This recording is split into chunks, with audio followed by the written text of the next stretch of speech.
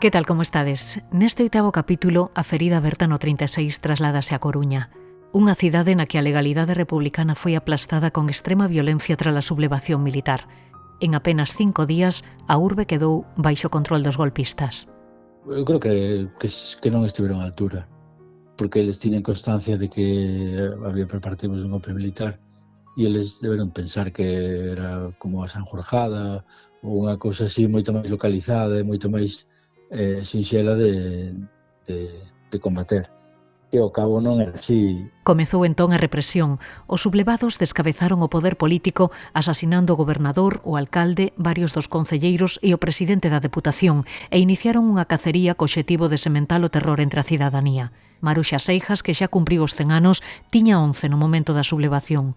O seu tío foi executado, a súa tía levaron a presa e tardaron meses en contarlle a sorte que correra o marido. A sacaron da cárcel, levaron ao cementerio sobre as 12 xa da noite. Abriron a porta, meteron adentro cunha silla diante dunha sepultura. Vele a su marido e lo tiene. E pecharon a porta e deixaron sola hasta a madrugada. Volveron a abrir a porta e levaron para a cárcel. Nos próximos minutos coñeceremos a historia de Maruxa e contaremos vos tamén un dos episodios máis tráxicos que viviu a cidade durante aqueles anos da guerra. A fuxida frustrada do Portiño. Era un rapaz da época daquela, 1937, imagina, que visto como iba a cousa, intentaron escapar para Asturias. En o Portiño colleron un barco, pero escolleron nada máis. Lo cogieron, lo metieron en la cárcel y mi madre nos contaba que era duro, pues porque él decía que no se quería morir y que no se quería morir y que no se quería morir. Y lo fusilaron en el 37, tenía 19 años. Aquela fuxida fallida custoulle a vida a 19 mozos da Coruña. 3 morreron afogados e os outros 16 foron cruelmente executados. Os seus restos foron conducidos ao cemiterio de Santo Amaro, onde o investigador Rubén Centeno localizou ata 272 fosas clandestinas. Non pode ser que en pleno 2025 na cidade da Coruña haxa unhas sepulturas clandestinas con 300 persoas e que a sociedade o ignore.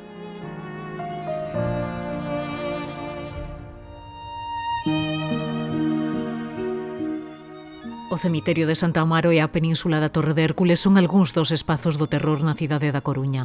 O Concello pide agora que tanto a Torre como as casas Cornido e Casares sexan declaradas lugares da memoria.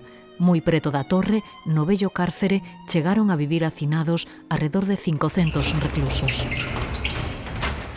Antes de quitalos das celdas para leválos a Punta Herminia, chamaban os familiares máis cercanos, os irmáns ou muller ou esposas, para que se despedisen deles, non?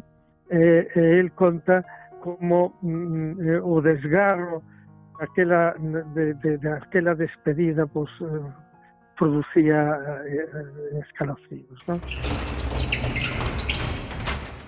Na prisión da Coruña estivo presa durante case 5 meses Teresa Albajar, filla do político republicano César Albajar e da irmandiña e galeguista Amparo López Gin. Elena, a filla de Teresa, contounos o periplo que viviu a súa nai cando decidiu regresar a Coruña desde Barcelona unha vez perdida a guerra. Fueron siguiendo los pasos del gobierno, entonces de Soria fueron a Madrid, de Madrid a Valencia, de Valencia a Barcelona, y estaban en Barcelona cuando entraron las tropas de los mal llamados nacionales, bueno, de los sublevados, entraron y entonces mi madre para entonces tenía 17 años y parece ser que mi madre, según lo que yo tengo entendido, dijo marchaos, marchaos, marchaos. Mis abuelos marcharon, ya se quedó sola en Barcelona y creo que volvió en un tren envuelta en un capote de un soldado cuando pasaba el revisor. Ella, que tenía el pelo cortito, pues se envolvió en el capote y no se dieron cuenta y volvió a su casa. Y allí fue cuando la encarcelaron. Son algunhas das historias que vos temos preparadas neste capítulo 8 da ferida aberta no 36. Hoxe, co foco posto na represión sufrida na cidade da Coruña. Pero antes, como sempre, repasamos os asuntos que marcaron a actualidade estes días. Imos xa coas novas da memoria. O Goberno pide máis colaboración entre as administracións para desenvolver políticas públicas de memoria. O secretario de Estado de Memoria Democrática insiste na necesidade de seguir investigando e continuar exhumando restos de represaliados que permanecen aínda sen identificar. Segundo Fernando Martínez, non se trata de abrir feridas do pasado, senón de axudar as familias das vítimas a poder pechalas case 90 anos despois. Siguen diciendo que no hay que reabrir heridas. Precisamente lo que hace la memoria democrática no es reabrir heridas, sino todo lo contrario, cerrarlas las que todavía están abiertas. Esas familias rotas tienen que dejar de estar rotas, hay que hacer el reconocimiento, la reparación y la democracia tiene que hacérselo. O PSOE cántabro investiga o ataque perpetrado contra a sede rexional do partido durante un acto relacionado coa memoria democrática. Un encapuchado irrumpiu no lugar guindando 2 botellas con explosivos caseiros e provocou danos materiais, aínda que non persoais. O autor aínda non foi identificado. Fala o secretario xeral dos socialistas cántabros, Pedro Casares. Frente a los discursos del odio, frente a las amenazas, frente a los insultos y frente al grave paso que hemos visto ayer, frente a ataques vandálicos, violentos, frente a atentados contra las sedes del Partido Socialista, aquí vamos a estar los demócratas. No nos van a callar, no nos van a amedrentar. O Parlamento pide a Xunta que negocie a compra dos baixos da Rúa dos Olmos na Coruña, onde se atopan os murais deseñados por Urbano Lugrís. Nacionalistas e socialistas piden ao Goberno galego que os protexa e os manteña no lugar onde foron concebidos polo artista. O PP di que serán os técnicos os que determinen a mellor solución e carga contra o Concello da Coruña. Preocupación porque, insisto, esta é unha obra que foi creada ad hoc para ese espazo, para ese baixo, para ese entresollado, que, por lo tanto, estes frescos están adaptados, concebidos en función dos diferentes espazos. E sacalos dese entorno natural, pois significa, evidentemente, esa obra e descontextualizala. Creo que a necesidade que a Xunta de Galicia, como responsable de todo o patrimonio galego, poña interés en facer, garantizar que esas obras se manteñen e, lóxicamente, como decía a señora Queixas, os técnicos o que recomendan é que se manteñan en ese lugar. Entendemos que é un bon momento para sentarse a conversar e tender pontes entre administracións para buscar a mellor solución. Pero isto non pode facernos esquecer que o Goberno da Coruña, o Goberno da señora Inés Rei, que o BNG que promove esta iniciativa apoia incondicionalmente, non fixo absolutamente nada, non xa para protexer os murais, senón mesmo para que os murais quedaran na cidade. A Xunta promocionará o Ano Castelao por América e Europa. Segundo o Goberno galego, trátase de abordar a vida e obra do artista desde diferentes perspectivas e propostas. A programación presentouse na Casa de Galicia de Nova York e viaxará polos Estados Unidos, o Brasil, a Arxentina, Alemanha ou Hungría. En Bos Aires, un roteiro percorrerá os lugares que marcaron a biografía de Castelao. Por certo, co gallo do Ano Castelao, hoxe falaremos de Viñetas do Atlántico, que este verán prestará unha atención especial ao autor de cousas. De momento, o seu retrato aparece no cartel oficial da feira. O ilustrador é Rubén Rial. Para a xente que quere empezar a informarse sobre o arte galego, creo que Castelao é un dos puntos de partida para todos. A ferida aberta no 36, un podcast de Nuria López.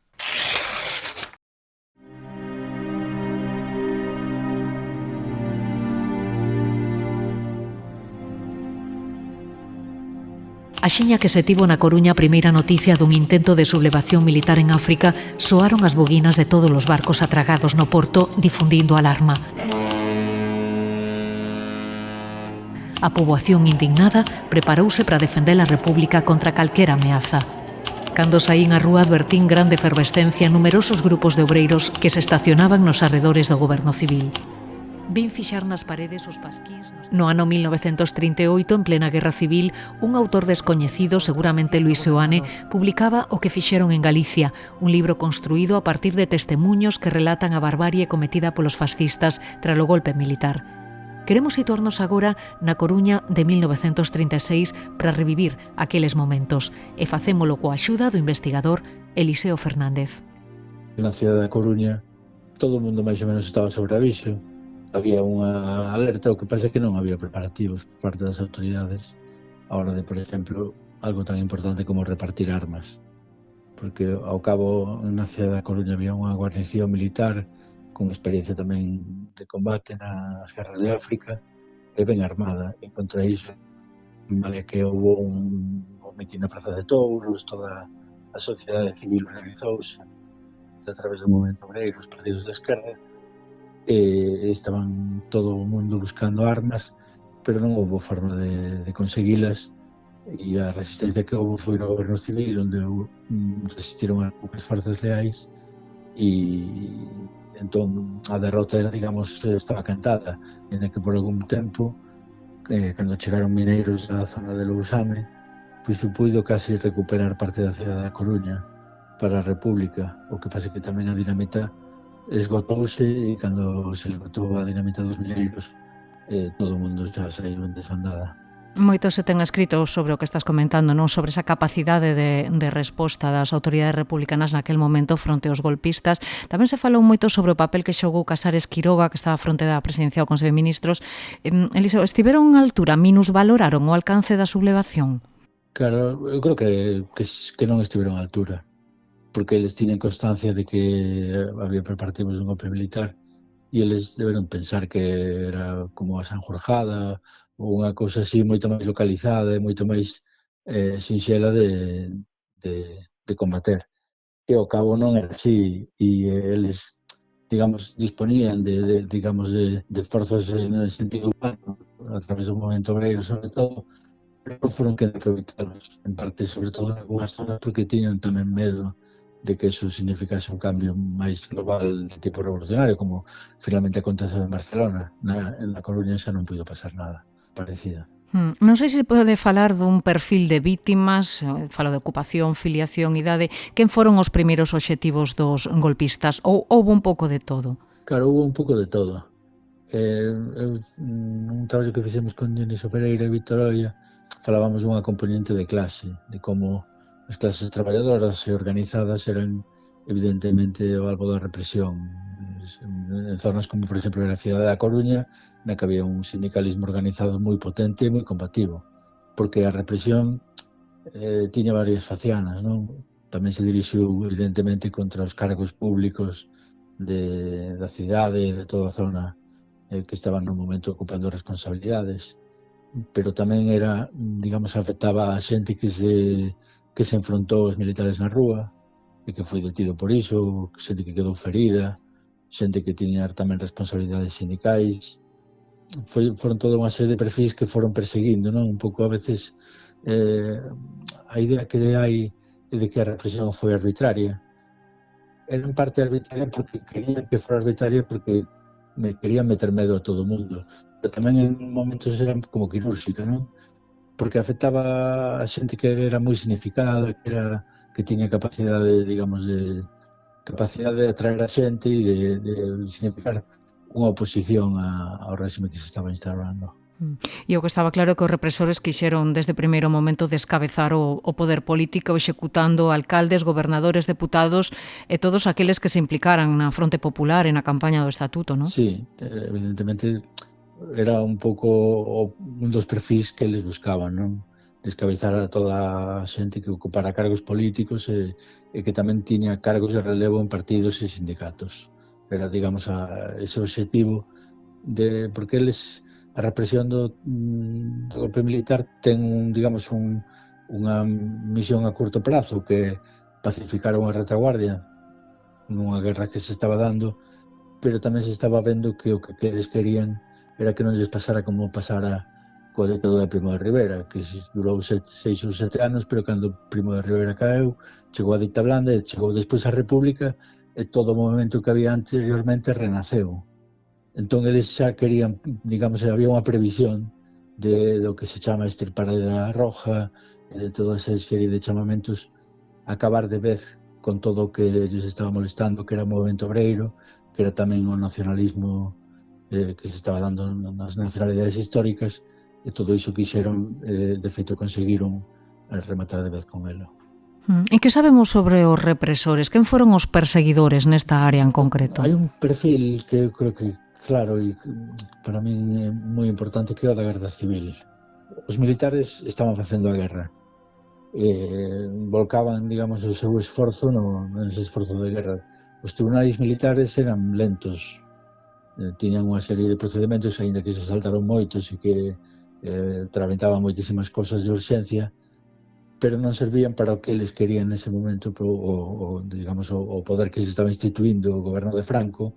O que querían era unha represión que fora moi forte e que fose moi significativa contra todo o mundo. Entón, aí a Guerra Civil xoga un papel importante, que a través dela articúlase o que é a represión. Fálase moito da falange, pero na miña opinión a importancia da falange é relativa, porque sempre, ou case sempre, cando os falangistas actuaban sempre con mandos e con forzas da Garda Civil. Eran forzas combinadas en que as milicias, Falange ou Caballeros de la Coruña, na cidade da Coruña, outras milicias dese estilo, eran como auxiliares. Estaban armados pola Garda Civil ou polo Exército, xogaban un papel auxiliar, pero que marcaba un pouco, digamos, os obxectivos. Era a Garda Civil ou os militares cando mellor tiñan algún interese especial en algún tipo de figuras ou en algún tipo de perfil. Neste contexto, algúns optaron por fuxir por mar cara a territorio republicano. Só na Coruña producíronse unha vintena de evasións deste tipo durante a guerra. 13 delas foron exitosas, como a da Libertaria, por exemplo, que propiciou a saída cara Asturias de 23 militantes de esquerda, a maioría afiliados da CNT, desde o Peirao coruñés das Xubias un 5 de xaneiro de 1937. Outras, como a fuxida frustrada do Portiño, remataron en traxedia. Sí, é un dos episodios de algo que se estaba dando, deus en toda a costa galega, pero na Coruña con moita forza, porque había un sindicalismo pesqueiro moi forte e había xente organizada que sobrevivira ao golpe militar, non fora represaliada inmediatamente, e cartellan a resistencia e intentan organizar fuxidas como a da Libertaria e algunhas outras que se fixeron antes e despois. Por exemplo, o Sagrado Corazón de Jesús, creo que foi en outubro do 36, tamén chegou a Asturias. Eles o que están organizando fuxidas cara a zona republicana. E aí dáse o caso do Portiño, que é unha tentativa de organizar unha saída a través de 2 barcos que iban sair a faenar desde o porto da Coruña.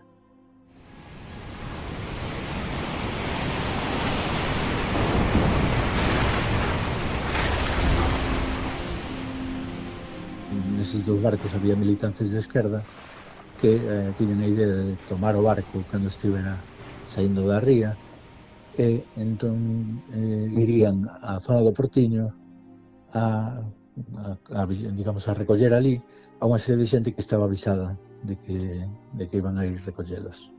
O que pasa é que o plano frustrouse polas 2 bandas.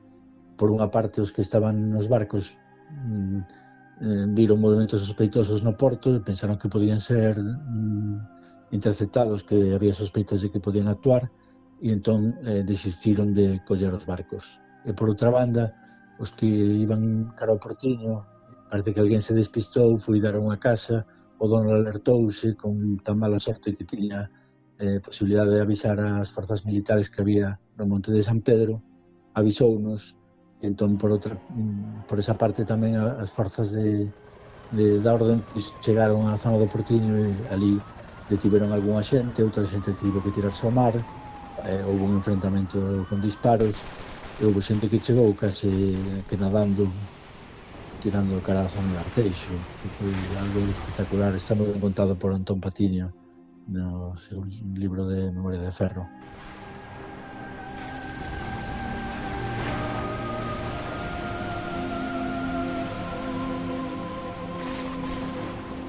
Arredor dun 100 de persoas puideron ter participado nesta fuxida. Polo menos 3 morreron afogados. Dos 27 detidos, 16 foron executados, 15 na mañá do 9 de outubro do 37, no coñecido como Campo da Rata. Xente que non se lle coñecía unha militancia sindical forte. Algúns deles únicamente querían marchar porque non eran partidarios do golpe militar e querían librarse de ter que ir á guerra. Pois xente moi nova, xente con pouca responsabilidade digamos, sindical ou política, pois foron asesinados tentar participar nunha fuxida. Non é que enfrontaran as forzas da orden, nin foi que estiveran na resistencia militar, que algúns deles sí que estarían, senón simplemente por querer fuxir. E só por iso xa foron xulgados nun consello de guerra por adhesión á rebelión, delitos destes, condenados a morte e executados.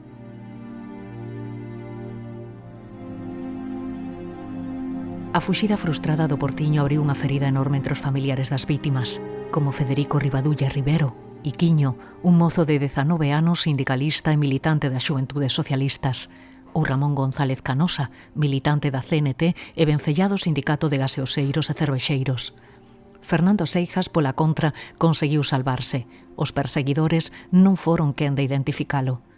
Repasamos as súas historias coa axuda de Marga Tarrío, Suso Serantes e Maruxa Seijas, curmá, sobriño neto e irmá de Iquiño, Ramón e Fernando.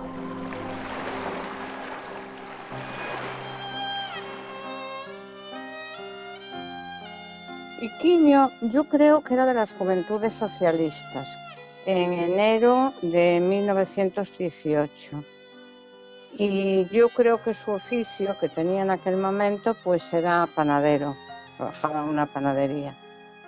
Pues junto con otra gente pues quiso escapar porque al entrar en Coruña los nacionales pues él no quería luchar en el bando nacional. Y entonces pues fue cuando prepararon pues una huida desde aquí, desde Coruña, desde el Portiño, pues para que lo recogiera algún barco y irse a Francia. Pero los cogieron. Lo cogieron, lo metieron en la cárcel y lo fusilaron en el 37. Tenía 19 años. Era un rapaz da época daquela, 1937, imagina, que visto como iba a cousa, intentaron escapar para Asturias. En o Portiño colleron un barco, pero os colleron, nada máis. Eu tuve un irmán que escapaba polo Portiño, que estuvo escapado, escondido, que é Fernando, non o mataron, pero porque escapou a nado do Portiño polo Monte de Bens para a casa, entrou polo patio, todo cheo de espiñas aos pés, porque supo nadar. Pero aquí no Montiño hubo un jaleo terrible. Falange, Guardia Civil, policías, que escolleron a todos 5 lanchas que escapaban para fora por ruxos. Xa os nosos ollos non ven os vosos ollos chorar, porque nos vamos para moi lonxe, para onde non se volve máis. Noites claras que recordarnos para nós xa non volverán. No mellor da nosa vida, cando a ilusión era máis forte, condenáronnos a morte de maneira peregrina, sin pensar solo un instante que hai unha xusticia divina. Adiós, que xa nos veremos, xa vos temos que deixar, e non choredes aos presos que tiveron que marchar. Con vos neste mundo deixamos quedar o noso cariño e o noso lar.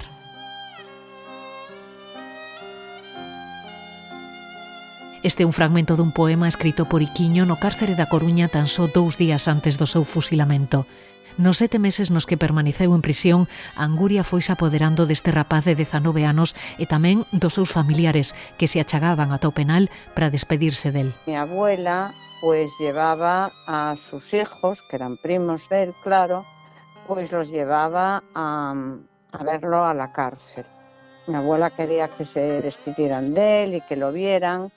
Y, por ejemplo, mi madre, que tenía en ese momento, cuando lo iba a ver a la cárcel, 12 años. O sea, era una niña muy pequeña. Y mi madre nos contaba que era duro, pues porque él decía que no se quería morir y que no se quería morir y que no se quería morir. Eran igual que meu avó, eran republicanos, non lles gustaba o que parecía que viña, non? Entonces intentaron escapar para a parte que creían máis segura. Pero bueno, as cousas pasaron como pasaron naquela época. Os que collían, se sabes, pasaban por as armas e vía. Os fusilaron xa seguidas, sin xuicio, sin nada. Apareceu en Vilaboa 3 da Silva, un de 23, el e Fernando Pombo, outro, de 20. Aí se apareceron na cuneta detrás da muralla do cementerio de Vilaboa, mortos, os trixos. Mis tíos, los hermanos de mi madre, eran de la misma edad que él, prácticamente, uno igual, otro un año así menor.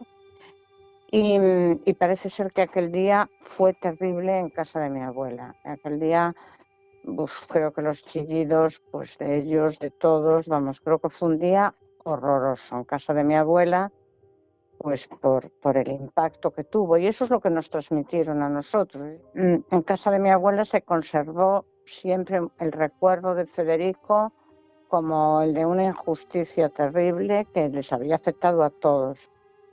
Era un rapaz aí, simplemente que tiñan ideas republicanas e intentaron escapar. Estaban vindo o que estaba pasando, de que desaparecía xente, que non sei canto, e intentaron fusil a ver se conseguían escapar, pero escolleron nada máis. El padre también intentó huir a Francia en el año 37. Y entonces él sí que lo consiguió y marchó en un pesquero junto con otra persona. En un pesquero francés consiguieron llegar a Francia. Parece que en Francia los volvieron otra vez a enviar a España, pero ya a la zona de Barcelona, Valencia, que era zona todavía republicana. Y él estuvo trabajando de vigilante. En algunos momentos pone vigilante, en otros pone capataz en los documentos. En un campo donde estaban detenidos, pues, franquistas. Era el campo de trabajo de Albatera. Pero bueno, una vez que los nacionales ganaron la guerra, pues entonces a Federico lo detuvieron. Y por el motivo de estar ahí de capitán, le metieron 30 años. Y entonces estuvo en Cantabria, en la cárcel del Dueso. Estuvo allí, le hicieron un consejo de guerra y por rebelión militar, pues le metieron 30 años. Después hubo un indulto en el año 45 y él, como no era un indulto que decían que libraban a los presos que no tuvieran delitos de sangre y tal, pues él recurrió ahí y entonces lo soltaron. Lo soltaron, pero no lo dejaron volver aquí en principio. Y claro, para que lo indultaran, pues era un poco reconocimiento de que él, en la vida se iba a meter en ningún tipo de follón, porque a partir de ese momento le caería no solo la pena pendiente, sino que se la aumentaría.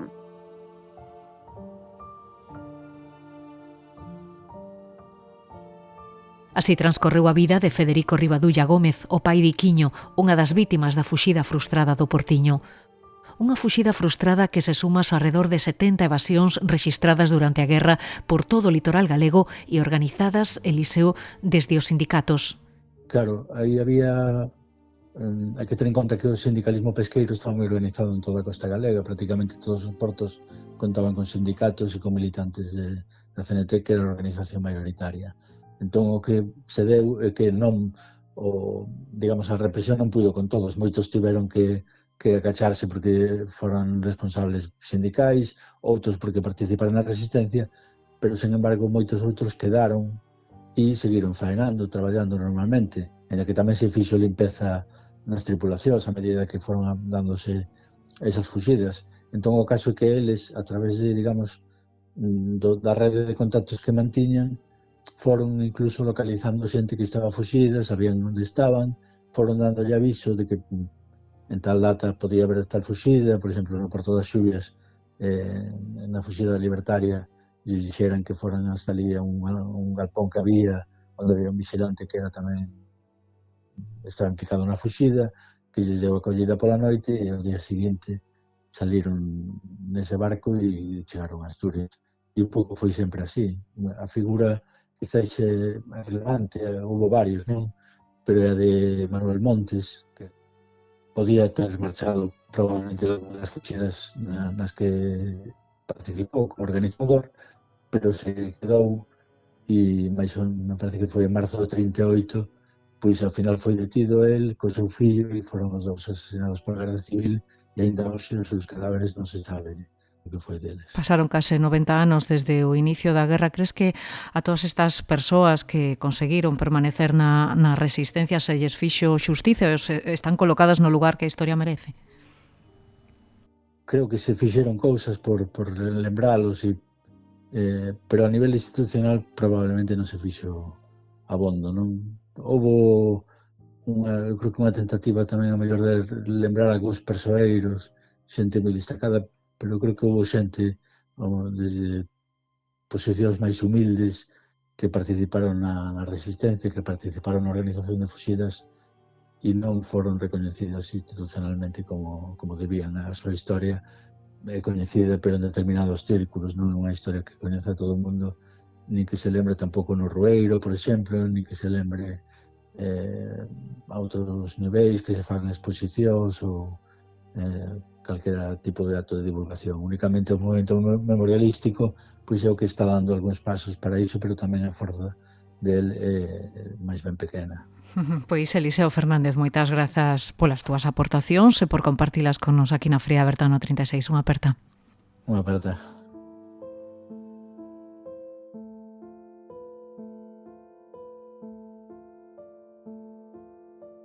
Foron uns anos difíciles, anos de persecucións, de represión, de depuracións e de racionamento, pero tamén anos de resistencia, de valentía e de dignidade. Sábeo ben Maruxa Seijas, do barrio da Silva. Aos seus 100 anos, Maruxa é a memoria viva da cidade da Coruña. Era unha meniña cando se declarou a República e tiña 11 anos cando estourou a guerra. Os fascistas prenderon a un dos seus tíos e executaron-o pouco despois. A súa tía estivo tamén presa varios anos e un dos seus 8 irmáns. A outro condenaron á morte ata 2 veces e outro irmán, Fernando, conseguiu escapar dos fascistas e estivo agochado máis dun ano nunha boardilla tras a fuxida frustrada do Portiño. Maruxa, nomeada republicana de honra pola Comisión pola Recuperación da Memoria Histórica da Coruña, bota a vista atrás na ferida aberta no 36.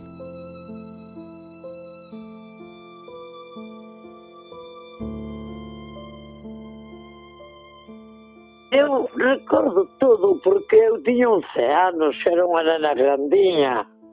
Cando empezou o movimento, foron polas armas os republicanos, os de izquierda, pero llelas iban a dar e non llelas deron, e como Franco era tan amigo de Hitler, lle deixou o camiño dos avios a Hitler. Hitler viñan a España cando lles daba gana, polo que quixeran, polo que lles dera gana. E daquela nos non tuvemos guerra, relativamente, pero tuvemos persecución os que fomos de izquierdas. Meu cuñado mataron os alemáns nun campo crematorio. Meu tío no campo da Rata o fusilaron. E non sabemos onde está enterrado. Minha tía tiña fonda na fonte de San Andrés, en frente de Cabaneras.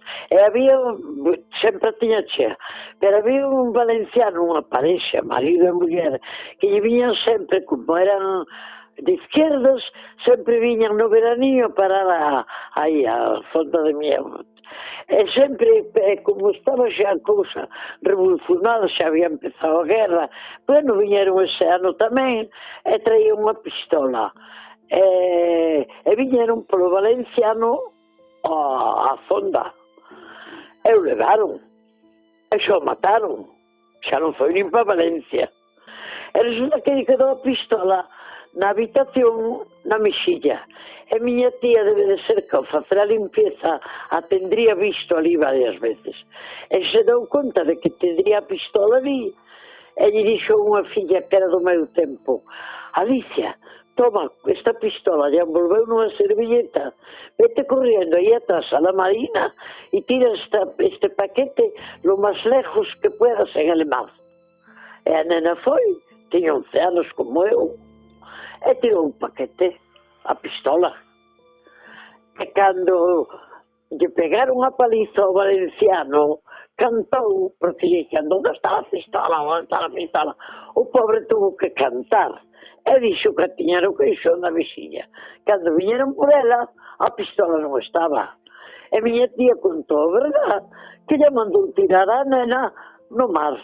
E de noite, viñeron por miña tía, a Guardia Civil, un cabo e un raso. E levaron a miña tía a buscar a pistola ao fondo do mar, aí a Marina. A meteron no mar e busca, miña tía para arriba e para baixo, que andou buscando a pistola. E eles soltou a pistola detrás de miña tía, empuxando-a para o mar. E cando xa tiña a agüinha polo pescozo, lle dixo o raso, era sargento, me parece. Pero, hombre, sácala del mar, non ve que ella está ahogándose. Bueno, a meterlo na cárcel. E iso foi despois. Miña tía non paraba preguntar polo marido. Que miña tía non sabía nada de que o marido xo habían matado. E mi marido, colleron a miña tía, sacaron da cárcel, levaron ao cementerio sobre as 12 xa da noite. Abriron a porta, meteron adentro cunha silla diante dunha sepultura, pecharon a porta, cando marcharon aí quedas vele a su marido e lo tiene. E pecharon a porta e deixaron sola hasta a madrugada, ás 6 ou 7 da mañán. Volveron a abrir a porta e levaron para a cárcel. Estuvo un ano e pico na cárcel, miña tía.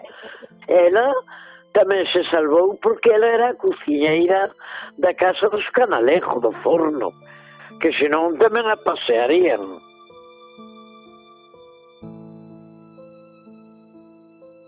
Eu tuve un irmán que tuvo 2 penas de morte. Non chegou a matalo porque hubo indultos. E nos indultos a él tuvo suerte que foi salindo. Pero daquela xente tiña medo, que o tiñamos todos. Eu tamén tuve medo. Na miña casa tamén hubo medo. Que a mí a nos viñan a registrar a casa todas as madrugadas.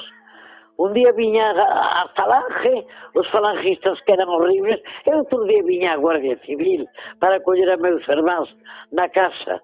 Pero meus irmáns un estaba casado, que era Fernando, e Argimiro xa non dormía na casa. Argimiro escapou por un muelle da Coruña. E o colleron alá en Asturias ou por alá. Estuvo no campo de concentración en Burgos. Pasamos moitas, non me sei que todo foi de color de rosas. Tuvemos no 40 non había telas nos comercios, o que non tiña tiña que andar ata vestido con sacos. No 41 fame a barrer, a todo meter. Estuvemos 10 anos racionados de todo. Había terminado a guerra hacía 10 anos en toda a Europa, non había ración e nós ainda tiñamos a ración. Foi horrible, pero mire que unha guerra non é boa en ninguna parte. A ferida aberta no 36, un podcast de Nuria López.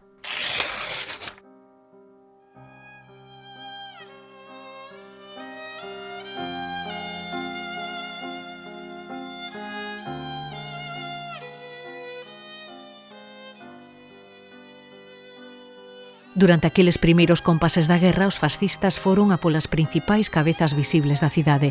Detiveron e asasinaron o gobernador civil Pérez Carballo e a súa muller Juana Capdeville, que estaba embarazada, o alcalde, varios dos concelleiros e o presidente da Deputación, a líderes sindicais, a intelectuais ou pintores como Francisco Miguel ou Luis Guici ou o xornalista Víctor Casas. Todos foron pasados polo ferro ao pouco de producirse o alzamento.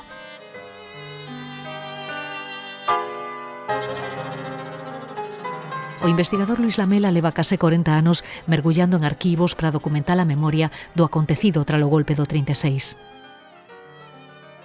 Os primeiros que saíron á calle, os militares, e os primeiros que atacaron a legal republicana mediante cañonazos contra o goberno civil. Os republicanos intentaron atacar os militares que había, e máis a Guardia Civil que había salido á calle e intentaba controlar a cidade, pero tuveron pronto que retirarse os republicanos e deixar máis dos golpistas a cidade. En 5 días Galicia estaba xa controlada completamente polos sublevados. Porque aí na cidade da Coruña hai unha serie de lugares do terror, por dicilo de alguna maneira, espazos onde adoitaban cometerse todas estas execucións, non? Falo, por exemplo, do Campo da Rata ou falo do propio cemiterio de Santo Amaro, non? Sí, os lugares máis simbólicos Punta Herminia, a península da Torre, non? Pero tamén hai que ter en conta que o arredor da Coruña levaron a xente que quitaban onde os tiñan presos do cuartel da Garda Civil, da antigua Casa do Pobo, que eran as checas que había na Coruña, do propio goberno civil, que tamén existía ali, ou crearon un tribunal invisible, non? Que quitaba sentencias de morte por medio de paseos, aqueles que consideraban de que non había que sometelos a ningún consello de guerra, pois xa os eliminaban por medio de paseos para que os militares estuvesen máis libres. E despois está o vello cárcere, non? Onde foron conducidas centos de persoas perseguidas polos fascistas, un lugar, non sei se estivo especialmente masificado durante a guerra e nos anos posteriores, Luís. Sí, había en determinados momentos había máis de 500 presos políticos, non?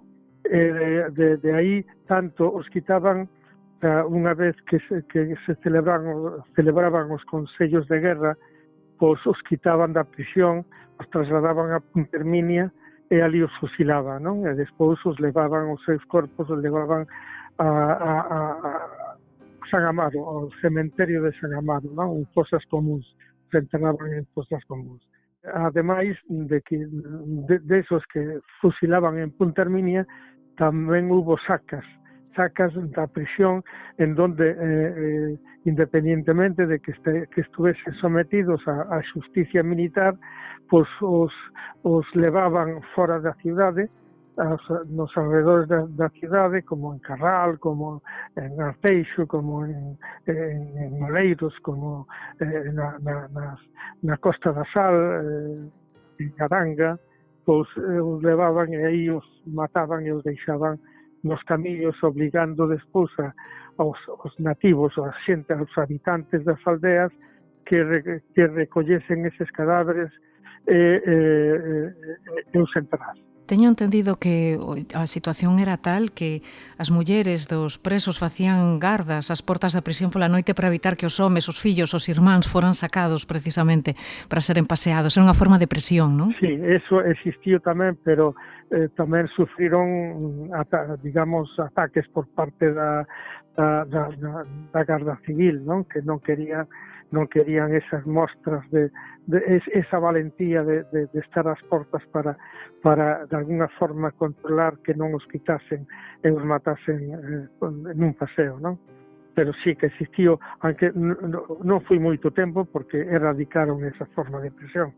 E como erradicaron? Con palizas ás mulleres. As propias mulleres. Exactamente. Luís Lamela publicou ano pasado un libro onde se recollen as memorias dun destes presos recluídos no penal. Estamos falando de Domingo Quiroga Ríos, xornalista, experto en asuntos do mar, masón, republicano, detido en Vilagarcía en agosto do 36, non?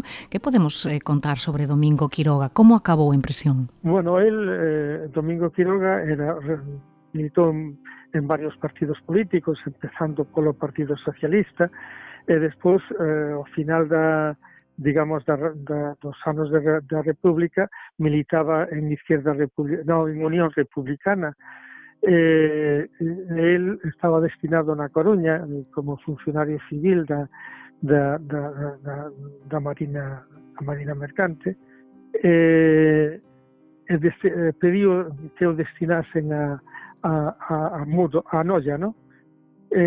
Cando se alzaron os sublevados, ele se encontraba en Noia, pero seguiu, presentouse no goberno civil, seguiu traballando, pero chegou un momento que o acusaron de ser membro da masonería, e por ese motivo de ser membro da masonería o apresaron e o encerraron na prisión provincial da Coruña. Estuvo 3 anos aí na prisión vivindo todo o dolor e o sufrimento que viu sufrir tamén os compañeiros, non? El en esas memorias pues vai contando paso a paso como os quitaban como funcionaban as celdas dos condenados a morte, como os quitaban, o sea, antes de quitarlos das celdas para leválos a Punta Herminia, chamaban os familiares máis cercanos, os pais, os irmáns ou muller ou esposas, para que se despedisen deles, non? El conta como o desgarro daquela despedida pues, producía escalofríos, non? E bueno, vai contando todo o que el pasou na prisión, que máis ou menos o que pasou tamén noutras prisións que había en Galicia, non? Que donde fueron a miles de republicanos e que a través do tempo pues, uns chegaron, como lle pasou a Domingo Quiroga, chegaron a salir en liberdade, entre comillas, porque a liberdade fora da prisión non era unha liberdade que fose real de palabra, non? E bueno, superaron eso e despois, en fin, deixaron un testimonio que é moi impresionante. Supoño que tamén relataría un pouco cales eran as condicións de vida, non? Dos presos, as condicións de salubridade, de hixiene. Sí, pois eso contaba de que, por exemplo, as celdas nas que eles estaban eran celdas para un preso. En esa época, en lugar de un preso en cada celda, cerraban a 9 ou 10 presos. De noites tiraban, o sea, cada un tiña o seu colchón facilitado polas súas familias, e utilizaban esos colchóns ao chegar a noite, alfombraban o suelo da celda con esos colchóns, e aí facíanlle sitio a aqueles presos tamén que non dispuñan dos colchóns. Había un váter para todos os presos, estaba o aire, o sea, estaba a vista de todos, e eles tuveron que acostumbrarse a facer as súas necesidades en vista de todos, o sea, cousas desas que eran humillacións e que vivía, que eu sentía moito. E que se viviron en outros puntos tamén de Galicia. E logo, cal era o trato que dispensaban as autoridades da prisión os internos que ali estaban? Según a versión, o sea, que conta Domingo Quiroga, os funcionarios de prisións os trataban ben.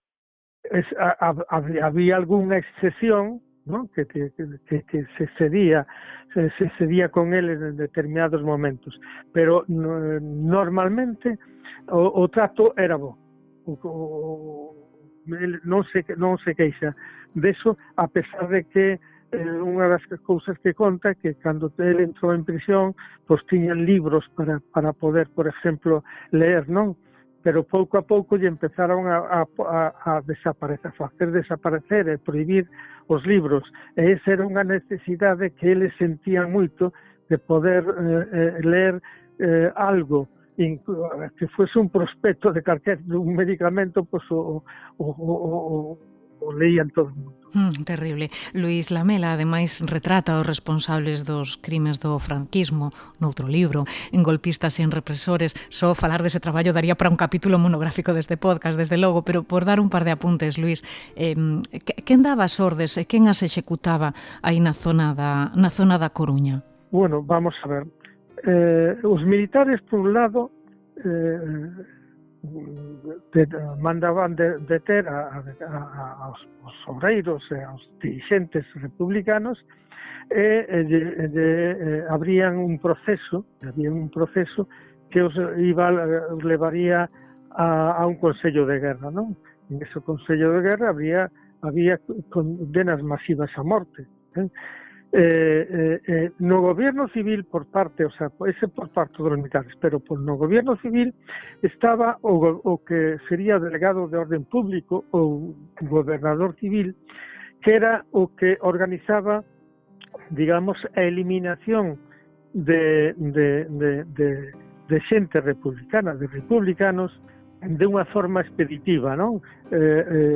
Unha patrulla da Guardia Civil, apoiado por falangistas, eran os que os quitaban das checas que se crearon, levaban a grupos de republicanos e se desfacían deles matándoos nas tapias dos cementerios ou nas cunetas.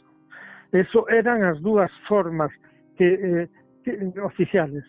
Que podía haber algún descontrolado que tamén matase, pero normalmente estaba organizado para que sea por parte dos militares con procesos e consellos de guerra e por parte das forzas de orden apoiados por falangistas a outra forma de eliminar os republicanos. Os falanxistas, teño entendido que cando estourou a guerra non estaban, digamos, moi desenvolvidos, pero pronto se organizaron, non?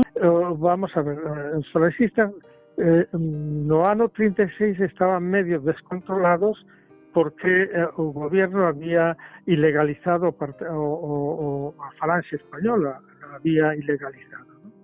Pero tan pronto se levantaron os militares, saliron á calle triunfaron.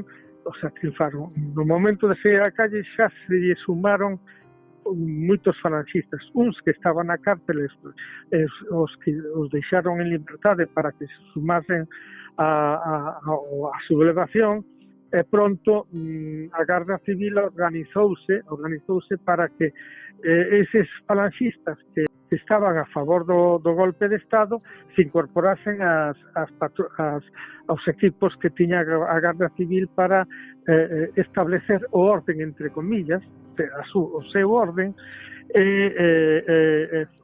pacificar o que as cidades, os povos, a Galicia en general, pacificalos e controlalos, non? Que eran máis temorosos, os militares, os falanxistas ou os gardas civis? Os guardias civiles exercían unhas instruccións dos seus superiores e que despois, por esas, digamos,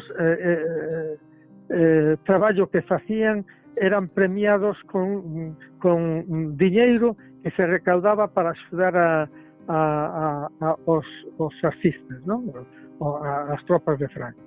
Pois dese diñeiro chegaba un momento en que daban unhas gratificacións aos componentes da Garda Civil para, de alguna forma, telos contentos para que seguisen exercendo esa represión que se cometía, non? Os falangistas salían dentro, o sea, os que participaban nesta represión non é que recibisen prebenda ninguna, sino que se sumaron por pura ideoloxía.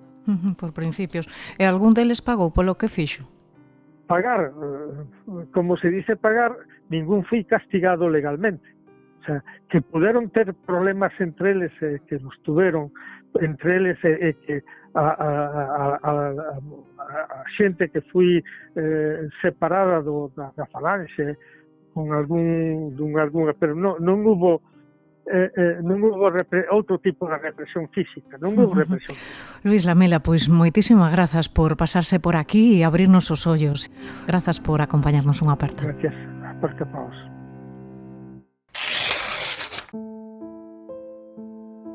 Volvemos a entrar agora na prisión da Coruña.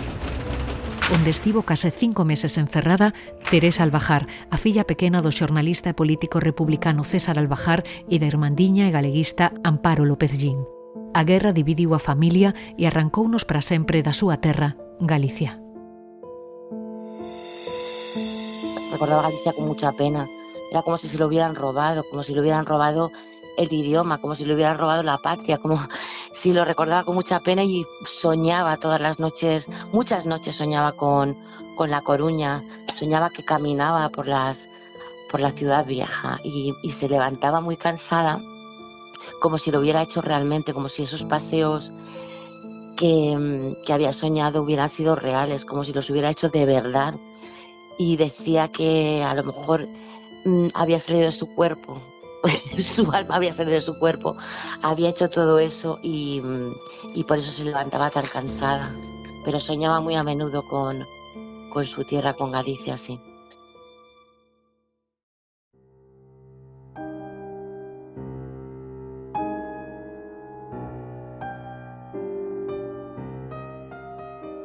Quen fala é Elena Martínez Albajar, unha das fillas de Teresa. Cando estourou o conflito, a súa nai tiña 15 anos. Vivía na Coruña cando a súa nai e dous dos seus irmáns, Javier e Ana María. Amparo, a máis bella, traballaba xa en Madrid pro goberno republicano e o pai César acababa de ser nomeado gobernador civil en Soria. Tralo golpe, Teresa e a súa nai reúnense co pai e seguen os pasos do goberno da República. Fueron siguiendo los pasos del gobierno, entonces de Soria fueron a Madrid, de Madrid a Valencia, de Valencia a Barcelona, y estaban en Barcelona cuando entraron las tropas de los mal llamados nacionales, bueno, de los sublevados. Entraron y entonces mi madre para entonces tenía 17 años y era una situación completamente angustiosa. Y parece ser que mi madre, según lo que yo tengo entendido, dijo: marchaos, marchaos, marchaos, contra mí no tienen nada. Y mis abuelos marcharon, ya se quedó sola en Barcelona. Y un soldado le preguntó qué hacía allí sola, y creo que volvió en un tren. ¿Y dónde iba a volver? Pues sí, a su casa, a La Coruña. Parece que volvió envuelta en un capote de un soldado cuando pasaba el revisor. Ella, que tenía el pelo cortito, pues se envolvió en el capote y nos dieron cuenta y llegó, bueno, volvió a su casa. Creo que allí estaba su hermana Ana María.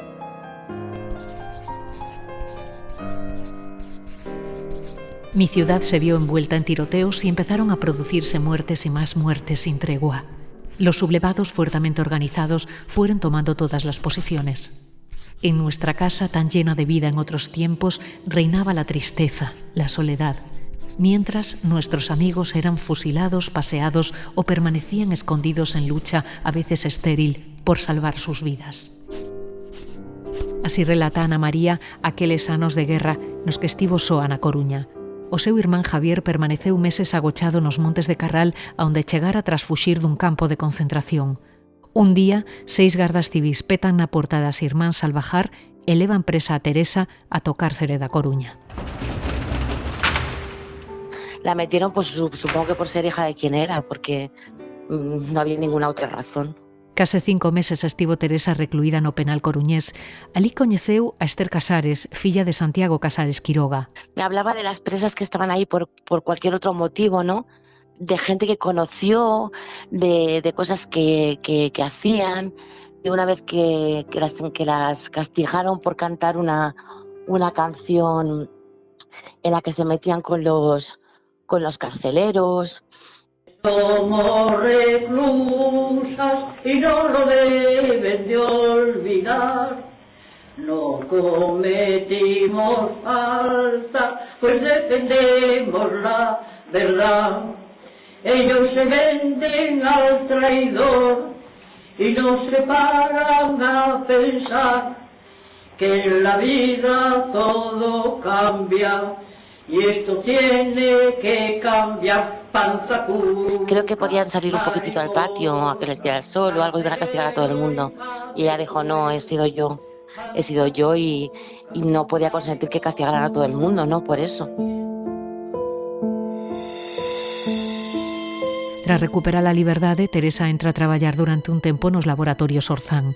O pouco abandona a cidade e as dúas irmás reúnense cos pais en Francia. Por circunstancias persoais, Teresa vivirá unha temporada en Barcelona e dali regresará a Francia e cos anos instalarase definitivamente en Madrid.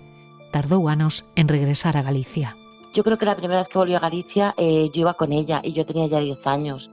Entonces fue mucho después, mucho después. A súa irmá Amparo non foi quen de volver. Xornalista, escritora e tradutora, viviu uns anos exiliada en Francia desde onde saiu cara a Bos Aires a bordo do Masilia. Dalí trasládase primeiro a México e despois a Nova York e Xenebra, onde se converte na primeira muller galega en traballar como tradutora para as Nacións Unidas. O desgarro que a guerra causou na súa persoa foi tal que nunca regresaría a casa. Estoy unida a Galicia por un sentimiento vegetal. Siento ahí mis raíces. Ese es mi clima, mi aire y mi mar. Esa es mi lluvia y mi hablar. Y me duele Galicia en el alma.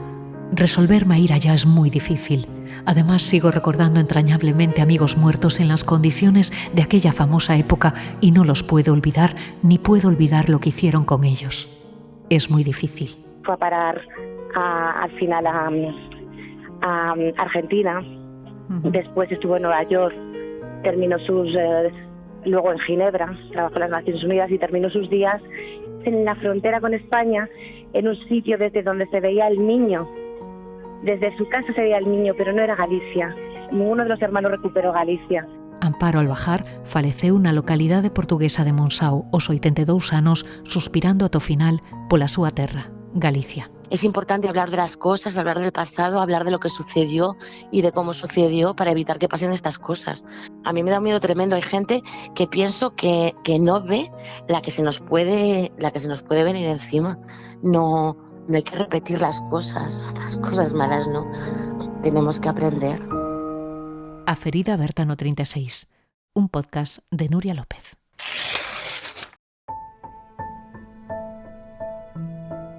...89 anos despois quedan aínda moitas interrogantes sobre a mesa en relación coa represión exercida polos fascistas na zona da Coruña. Algunhas destas interrogantes tenta darlle resposta a Rubén Centeno, investigador da Comisión pola Recuperación da Memoria Histórica. Que tal, Rubén? Benvido. Hola, que tal? Ti levas moito tempo investigando as fosas franquistas do cemiterio de Santa Amaro, onde se realizaron, alo menos, segundo as túas indagacións, 272 enterramentos clandestinos, non?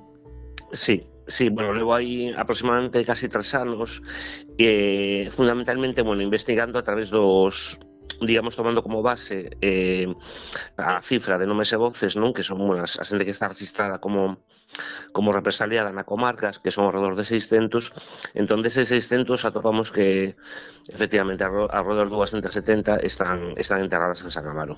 Sabemos cal é o perfil destas persoas? Que datos temos sobre eles? Sí, bueno, maioritariamente son xente moi nova de alrededor de 23, 24 anos, e, bueno, maioritariamente son homes dos bairros da cidade, non? Rapaces moi novos, moi mozos, aínda que logo tamén temos mulleres, non? Temos, en concreto, vamos a ver, temos polo menos a 5 mulleres tamén nos enterramentos clandestinos, non? Está María Bello, hai outra muller que se chama África Madirolas, Antonia Blas, María Otero e Alicia Dorado. Que indicios nos fan pensar que foron enterramentos clandestinos? É dicir, enterramentos que se quixeron agochar por algunha razón? En primeiro hai que dicer que non toda a xente que mataron e que está enterrada no cemiterio foi enterrada de forma clandestina, non? Hai algunha xente que foi enterrada en nicho, pero moi minoritaria, non? A maioría da xente era enterrada en terra, a diferencia dos enterramentos ordinarios. Estes enterramentos non teñen ningún tipo de identificación, son enterramentos onde non hai unha lápida, onde non hai unha cruz, non hai ningún elemento, digamos, que sinalice que nese lugar hai unha ou dúas ou máis persoas enterradas. Non sei se entre os restos que poden estar aí agochados no cemiterio de Santa Amaro podería haber algunha das vítimas da fuxida do Portiño, non? Un deses episodios tan negros da historia da cidade. Sí, no tema da fuxida do Portiño están todos, están prácticamente todos. Temos ao grupo máis numeroso que foi executado o 9 de outubro do 37 e aparece ese mesmo día unha fosa con prácticamente todos os fusilados do Portiño, non? o que nos permite tamén as cousas é reconstruir, digamos, as distintas matanzas que houve na Coruña, porque entre o 20 de agosto do 36, por exemplo, e xullo do 38, en 2 anos houve 45 matanzas distintas. E houve 45 enterramentos colectivos. Entón, as fosas moitas veces nos permiten facer unha reconstrucción do que foi esa represión, non? Entón, está este grupo de fusilados e logo houve varios afogados do Portiño que en principio estaban desaparecidos, pero tamén descubrimos que hai 2 cadáveres que entran sin identificar e polas datas é moi posible que sexan 2 dos afogados do Portiño, concretamente sería Doldán e outro que só temos as iniciais LCC, non? Hai outro dos afogados do Portiño, Xeneral Pazos, que eu non o localicei no cemiterio de San Amaro, o sea que estaría desaparecido. E logo hai unha última persoa destes detidos do Portiño que non é executado, morre na prisión con posterioridade. Manuel Parra Suárez morre de tuberculose, tamén está nun enterramento clandestino en San Amaro. Rubén Centeno leva 3 anos investigando estes enterramentos clandestinos e teño entendido, Rubén, que empezaches a indagar a raíz do caso dun parente teu que tamén foi represaliado, non? Sí, vamos a ver, este era o irmán da miña avó, era presidente do Sindicato de Traballadores do Comercio.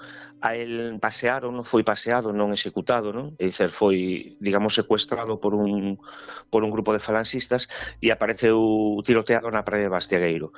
Entón, o único que sabíamos era a data en que o mataron, o 18 de agosto, e o único documento que tiñamos era o documento, digamos, de función que pon morto por hemorraxia interna, non? Que era, digamos, era o que poñían os franquistas nos certificados de defunción, non? Entón, aí empezou esta investigación, porque eu, ao final, logrei, a través dos libros de Registro do Cemiterio, saber onde estaba este familiar, non? Pero había algo moi raro naquel sitio, non? Cando encontramos o sitio e mirando os libros de registro comprobamos que non só estaba Bernardo Hernández, que era este irmán da miña avó, senón que ese mesmo día e no mesmo lugar enterraran a outras 14 persoas, non? Comprobando quen eran estas persoas, vimos que todas elas foran paseadas en distintos lugares da comarca, non? E os enterraran a todos no mesmo sitio. Era un enterramento clandestino con 15 persoas, non? Entón, se había ese enterramento tan extraordinario aquel día, pois dixen, terá que haber máis. E claro que había máis, había moitos máis. O increíble de todo isto é que a ditadura expirou hai xa case 50 anos e aínda segue habendo familias que non sabe onde están os restos dos seus seres queridos, non? Sí, bueno, isto é tremendo, non? É moi lento. Pois é increíble que teñamos a grandísima maioría das persoas aínda desaparecidas, non? É dicir, no caso de San Amaro, eu tamén teño un familiar, por exemplo, e o que nos parece, impresionante que a día de hoxe, en pleno 2025, persoas que foron asesinadas continúen, digamos, desaparecidas. No caso de San Amaro sabemos algunhas das persoas onde están, non? Pero son, digamos, estamos falando de un crimen de lesa humanidade, é dicir, estamos falando de algo que non é do pasado, porque as fosas do franquismo non son unha cuestión do pasado, son un crimen que, por ser precisamente de desaparición forzada, continúa até o momento presente, porque os corpos continúan desaparecidos tanto para as súas familias como para a sociedade, non? Si, o ano que ven vanse cumprir 90 anos do inicio da guerra, non? Desde o punto de vista dos colectivos memorialistas, cales dirías que son as asignaturas pendentes neste momento? Bueno, eu creo que as asignaturas pendentes son, por unha parte, que haxa unha asunción por parte porque a veces tamén, digamos que só se bota culpa ás institucións, non? Eu creo que as institucións teñen unha responsabilidade, pero hai unha responsabilidade tamén social, non? Eu creo que como sociedade temos que realmente, se nos queremos facer valer ou temos dignidade, temos que comezar digamos, a valorar todo o que foi o pasado, non? E a poñer en cuestión moitas das cousas que se deron como por silenciadas na transición, non? Dicer, non pode ser que en pleno 2025 na cidade da Coruña haxa unhas sepulturas clandestinas con casi 300 persoas, non? E que a sociedade o ignore, non? Eso por unha parte. E logo no tema das institucións, pois evidentemente hai unha cuestión fundamental que é o tema da educación, non? O sea, mentras non se integren os currículos todo este tipo de cuestións, pois esa grande, eu creo que a grande eiva, non? Que hai neste momento. Pois Rubén Centeno, investigador da Comisión pola Recuperación da Memoria Histórica, moitísimas grazas polo teu traballo, por querer compartilo con nos. Un saúdo. Moitas grazas. A ferida aberta no 36, un podcast de Nuria López.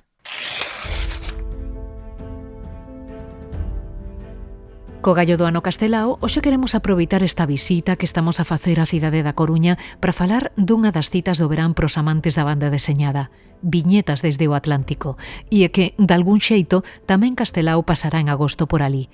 O Rianxeiro aparece no cartel de viñetas que deseñou o ilustrador Rubén Rial.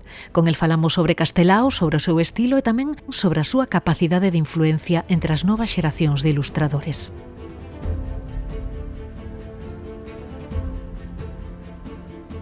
Nesta edición do Viñetas vais a facer unha homenaxe polo 75 aniversario da morte do autor. Entón, quería non tanto facer un retrato realista del, senón coller un pouco a imaxe e a estética que ele utiliza nos seus debuxos para representalo tamén a ele. Para a xente que quera empezar a informarse sobre o arte galego, creo que Castelao é un dos puntos de partida para todos. Góstame do que fala nas viñetas. Creo que é un retrato moi honesto sobre a visión que ten da Galicia daquela época. Eso tamén creo que é bastante influente, pero para min visualmente as pinturas tuveron máis influencia. Sobre todo para as viñetas en tinta, ten un estilo moi simplificado, con as líneas moi, quer decir, que caen nun sitio con decisión, non parece que sea nada aleatorio, os personajes casi que son como geométricos. En ese sentido, creo que é o que o fai destacar. A Rubén gustalle explicar a historia de Galicia a través dos seus debuxos. No seu traballo atopamos personaxes sobranceiros como Emilia Pardo Bazán ou como o propio Castelao. Empezou hai un tempo a facelo case por casualidade. É algo no que entrei así un pouco de casualidade, facendo un cómic sobre as revoltas irmandiñas. E a partir de aí o feito de empezar a investigar e a documentarme sobre ese aspecto dos irmandiños entroume o vicio un pouco por encontrar esa actitude a hora de representar o pasado das personaxes ou os escenarios, paisaxes. Non sei, pouco a pouco fui entrando ese gusto pola historia. Este verán, o cartel de viñetas levará o seu selo.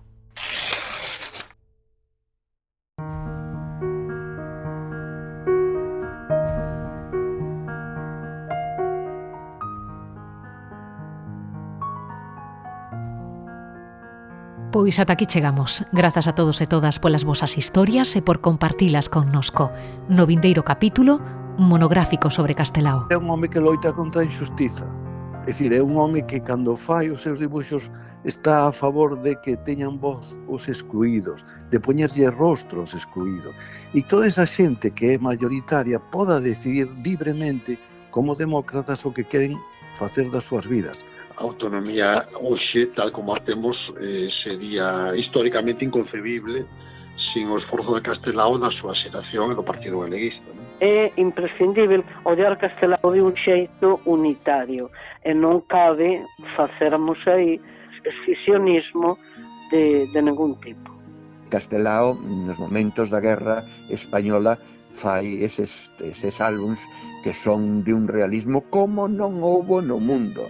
Cando a min a produtora me propuxo escribir algo sobre Castelao, eu tuve unha sensación de decir, bueno, pues vamos ver que versión podíamos dar dun home cunha biografía tan enorme e tan inabarcable nunha película. Ela, xa con máis de 80 anos, viaxe a Galicia para intentar que eses cadros fiquen no Museo de Pontevedra, como era desexo do seu home, non?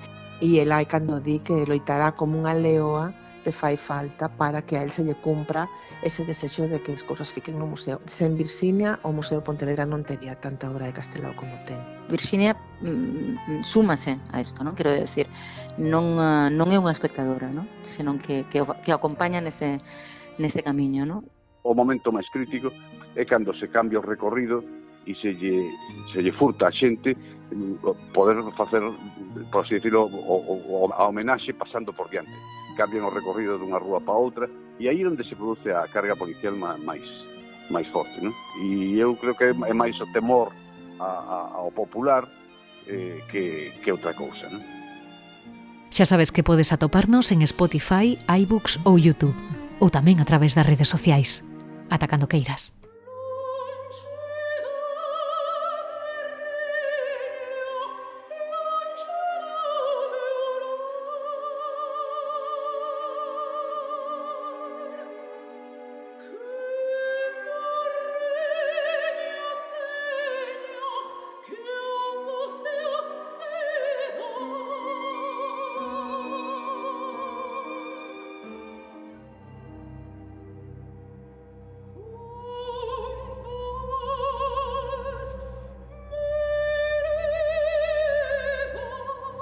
A ferida aberta no 36, un podcast de Nuria López.